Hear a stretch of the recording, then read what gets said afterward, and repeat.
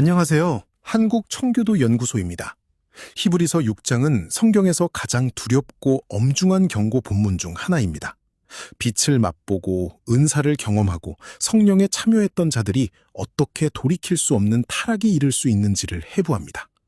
피상적인 영적 체험만으로는 영원한 타락을 막을 수 없습니다.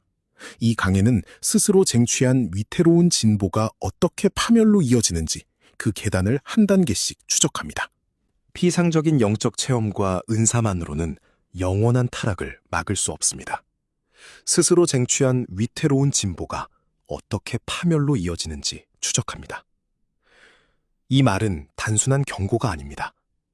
높은 곳에서 시작할수록 추락의 깊이는 더 깊어진다는 영적 진리입니다. 은혜를 맛본 자리에서 등을 돌린 자의 타락은 처음부터 멀리 있던 자의 타락보다 훨씬 더 어두운 곳으로 향합니다. 최고 수준의 피상적 은혜를 경험한 자들도 철저히 무너질 수 있습니다. 사울은 시대에 맞는 통치 은사를 받았으나 돌연히 타락했습니다. 유다는 그리스도의 제자로서 누구의 의심도 받지 않았으나 배교했습니다. 헤롯과 대만은 한때 올바르게 행하며 종교적 열심을 보였으나 세상으로 돌아갔습니다. 그리고 세상이 관찰이 가르쳐주는 교훈이 있습니다. 젊은 성자가 늙은 마귀가 된다. 어린 시절의 영적 각성이 뿌리내리지 못할 때 가장 악해집니다. 이들의 공통점은 무엇입니까? 모두 높은 곳에서 시작했다는 것입니다. 그리고 바로 그 높이 때문에 추락의 깊이도 달랐습니다. 히브리서 본문이 말하는 조명된 자들은 왜 결국 무너졌습니까? 그 근본 원인은 일반 은총과 구원하는 은총의 차이에 있습니다. 일반 은총의 특징을 보십시오. 접근 방식은 진리를 단지 맛보는 수준입니다. 동기는 시험 삼아 경험해 보려는 불건전한 목적입니다. 결과는 일시적 조명과 은사이며 언제든 소멸될 수 있습니다. 한계는 외부적 자격 요건에 불과합니다. 반면 구원하는 은총은 전혀 다릅니다. 접근 방식은 진리를 생명의 양식으로 삼는 수준입니다. 동기는 그리스도 안에 온전히 거하려는 갈망입니다. 결과는 영혼의 근본적 혁신과 새로운 피조물입니다. 능력은 타락을 방지하는 내부적 변화입니다. 맛보는 것과 양식으로 삼는 것 사이에는 영혼의 차이가 있습니다. 피상적 신앙이 결국 타락으로 귀결되는 이유는 4가지 영적 방부제가 없기 때문입니다. 첫째는 새로운 본성의 부재입니다. 하나님과 진리를 자발적으로 사랑하고 죄로부터 멀어지려는 내재적 성향 자체가 없습니다. 둘째는 하나님의 특별한 호의의 부재입니다. 파멸 직전에 개입하시어 다시 세우시는 하나님의 섭리와 보호하심이 없습니다. 셋째는 성령의 내주하심의 부재입니다. 의무를 수행할 자격만 있을 뿐 마음을 거룩하게 지키는 성령의 임재가 없습니다. 넷째는 참된 믿음의 부재입니다. 유혹을 방어하는 영적 방패이자 그리스도로부터 힘을 공급받는 참된 연합 자체가 없습니다. 이 4가지가 없는 신앙은 아무리 화려해 보여도 결국 균열이 시작됩니다. 배교는 하나의 얼굴을 갖지 않습니다. 2가지 형태로 나타납니다. 첫 번째는 무지에 의한 배교입니다.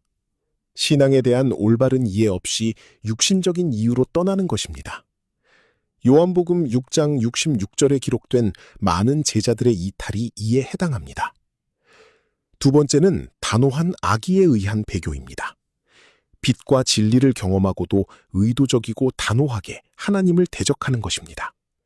이것이 본 강해의 핵심 경고 대상입니다. 이 배교는 단순한 실수나 연약함이 아닙니다.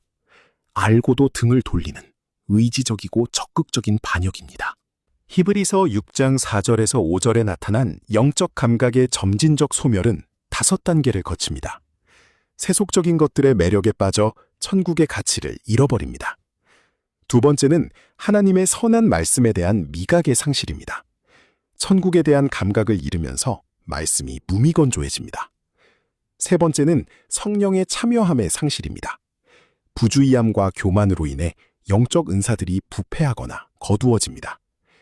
네 번째는 그리스도에 대한 신앙의 상실입니다. 구원자에 대한 모든 매력을 상실하고 그분의 소식이 불쾌해집니다. 그리고 다섯 번째, 빛과 지식의 완전한 소멸입니다. 하나님께 버림받아 스스로 진리의 빛을 완전히 꺼버립니다. 이 마지막 단계는 돌이킬 수 없는 경계선입니다. 의도적 배교의 9단계, 심리적 해부입니다. 첫째, 정체입니다. 자신이 도달한 영적 상태에 만족하며 교만해집니다. 둘째, 불만입니다. 육신적 이익을 위해 더 이상의 영적 진보를 귀찮게 여깁니다. 셋째, 우상숭배입니다. 억눌러 두었던 내면의 부패와 우상을 다시 은밀히 환영합니다. 넷째, 내적 갈등입니다. 자신의 죄악된 욕망과 양심의 빛이 충돌하기 시작합니다. 다섯째, 의도적 선택입니다. 결정적인 순간에 양심을 거스르고 육신의 욕망을 확고히 선택합니다. 여섯째, 진리에 대한 혐오입니다. 자신의 욕망을 방해했던 하나님의 길과 진리를 적극적으로 미워합니다. 일곱째, 그리스도에 대한 증오입니다. 예수님의 율법을 가혹하게 여기고 구원자 자체를 혐오합니다. 여덟째, 영적 각성에 대한 반발입니다. 과거 자신의 마음을 찔렀던 성령의 모든 사역을 원망합니다. 아홉째, 성령을 향한 적대감입니다. 최종적으로 성령 그 자체를 향한 공개적이고 노골적인 악의를 드러냅니다. 이 9계단은 한 번에 내려가지 않습니다. 조용히, 그러나 멈추지 않고 심연을 향해 내려갑니다. 용서받을 수 없는 죄로 이끄는 4가지 치명적 예비 단계가 있습니다. 첫 번째는 성령을 거스름입니다. 복음의 첫 부르심을 거부하고 마음을 내어주지 않는 것입니다. 두 번째는 성령을 소멸함입니다. 마음을 깨우고 죄를 태우는 성령의 불에 찬물을 끼얹는 것입니다. 세 번째는 성령을 근심하게 함입니다. 성령께서 마음을 얻고자 역사하실 때 도리어 역행하여 그 수고를 헛되게 만드는 것입니다. 네 번째는 성령을 탄식하게 함입니다. 어떤 방법에도 반응하지 않고 모든 이끄심에 불평과 반역으로 응답하는 것입니다. 그리고 이 스펙트럼의 끝에는 최종적 경계선, 용서받지 못할 죄가 기다리고 있습니다. 성령을 회방하는 죄는 4가지 특징으로 정의됩니다. 구속자에 대한 최고의 모욕입니다. 복음을 맛본 후 십자가의 피를 의도적이고 공개적으로 짓밟는 것입니다. 구원 사역에 대한 극도의 반대입니다. 양심에 증거된 성령의 가장 명백한 구원 역사를 악의적으로 거부하는 것입니다. 죄의 완전한 성숙입니다. 이성을 상실한 채 지옥의 마귀와 동일한 수준의 적대감을 갖게 됩니다. 영적 재앙의 극치입니다.